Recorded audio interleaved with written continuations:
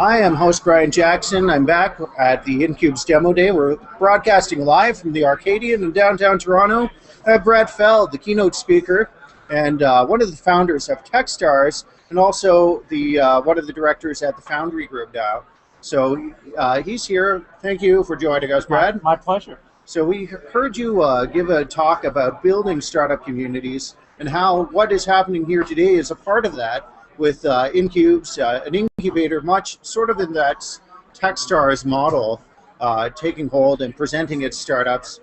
Put this in context for us. How important is an event like this for building that sort of ecosystem?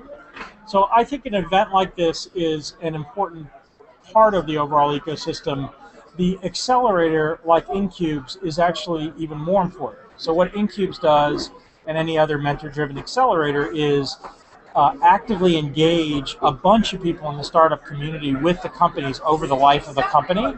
And then an event like this gives them a chance to show off what they've done. It's a very efficient way for investors to get exposed to it. It's a way for the mentors and the various people involved over the course of the program to see some of the fruits of their effort in a very tangible way. And it's a great way for the entrepreneurs to have another level of visibility across the broad community. So having accelerators in your startup community is super powerful, but it's the whole process. It's not just the event of a demo day. You know, at the end of the demo day there, Travis was saying, he was wrapping up and he said, this is the start of a marathon.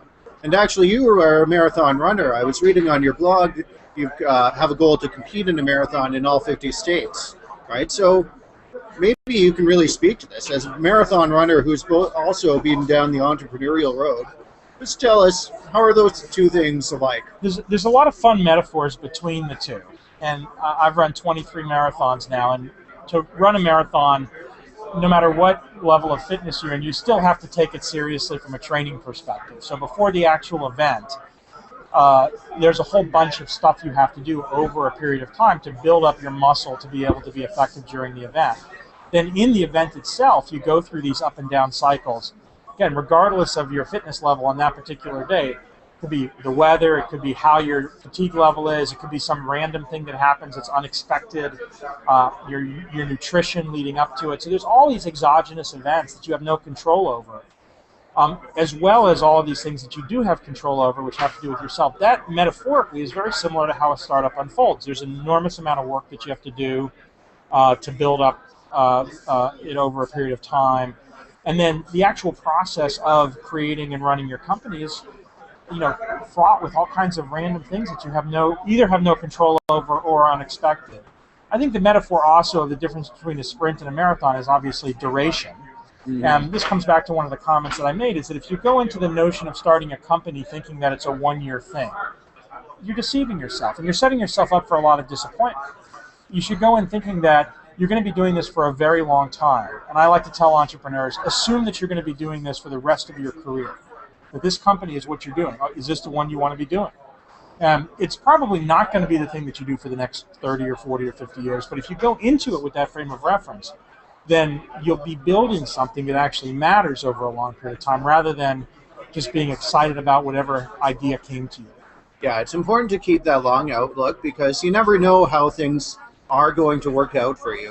The best laid plans advice in bed, right? Yep. And you also talked about that book that you wrote with your wife, Amy, I believe. Yep. And you write about how when you approach becoming a founder that there's this debate that happens over should you try and strive for this work-life balance, or maybe when you go into becoming an entrepreneur and starting that business, you just have to give your whole life over to that. But you talk about not trying to have a balance, but trying to have an equilibrium and just trying to work in your personal life and what you want to do in those little gaps that you get and whenever you can. So for the founders that are here today that have probably been working 24/7 for the past 3 months, and maybe it won't get that much better from here on out. What can you say about that, about trying to have that personal life at the same time? There's lots of different levels to it.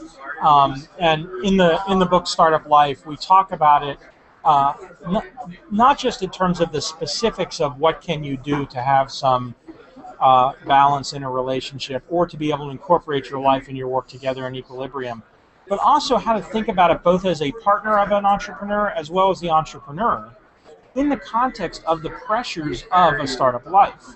And one of the things that I point out that's something that every entrepreneur can start doing immediately if they're in a relationship is recognize that if your partner supports you, one of the things you should be doing is making sure that you prioritize your partner. It doesn't mean that your partner consumes a lot of your time, but it means that your partner is the highest priority. So for example, whenever Amy calls me, whatever I'm doing, I answer the call.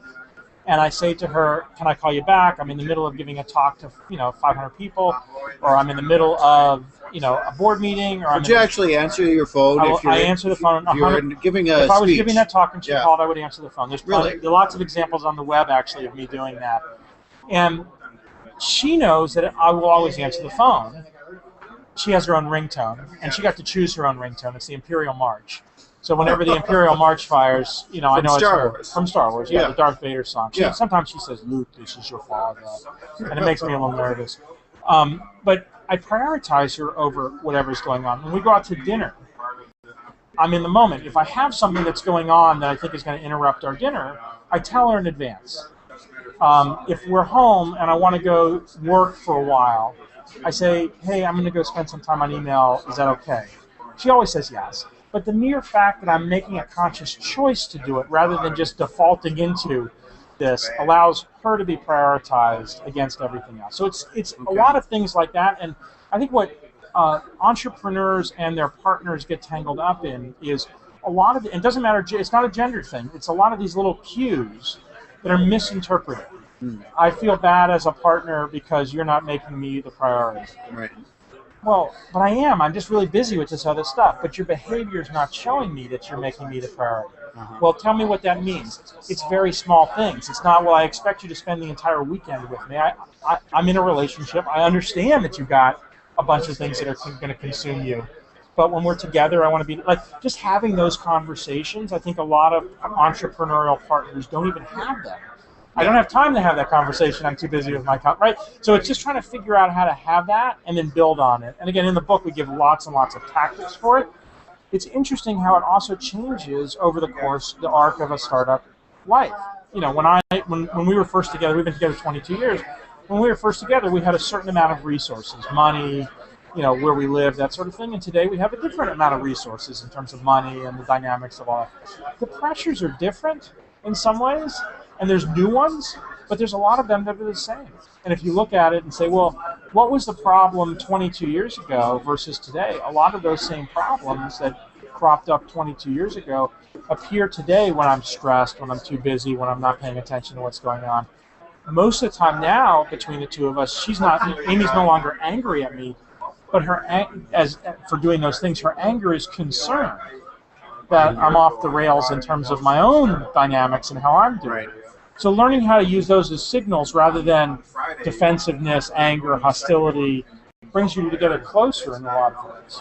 Well, that's great advice for those entrepreneurs out there. Don't neglect that special someone in your life. It's good to Makes you a better entrepreneur. So I want to let you get back to talking to other people here. There's lots of people you probably want to connect with here today. But just one final question. Out of the 3 startups that presented, which one do you think is the most interesting? So I saw the last 2. I missed the first one because my plane was late. So okay, I only have 2 reference points. And I thought the 2 of them were actually very interesting in different ways.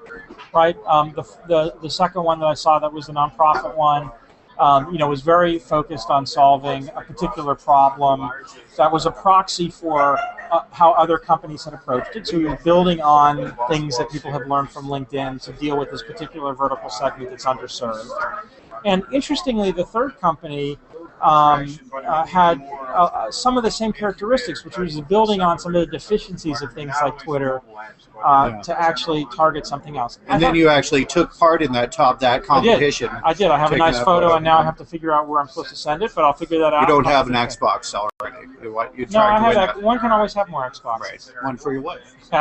You have 2 in one house. You never know. You could play. I was Xbox kind of together. amused That's that the conversation was that the Xbox was for someone's kids. I want the Xbox. Come on. The inner 14-year-old Exactly. is still playing video games. Totally. So, what is it about Top That you didn't think was interesting though? That I did? Yeah. What do you like about it? Well, I haven't played with it yet, so I don't know from an experiential perspective. But I like the idea that he was trying to create a targeted set of activities that would be easily sponsored around user-created content, right? So if you, instead of saying generate this content, tag it, something good will happen, what he's saying is run an event, tag the content with that information, have a sponsor sponsoring the event, so you get some community dynamic around the specific event. Yeah, the B2C and the B2B. And I love the enthusiasm that he had. Was also great. It's a good presentation. Fantastic. Well, thanks so much, Brad Feld, for joining us, and safe travels back to wherever you're going next. My pleasure. Well, I'll be in Waterloo tomorrow, so I'm going to enjoy Canada for a couple of days. Okay, All right. fantastic. Take See you care. later.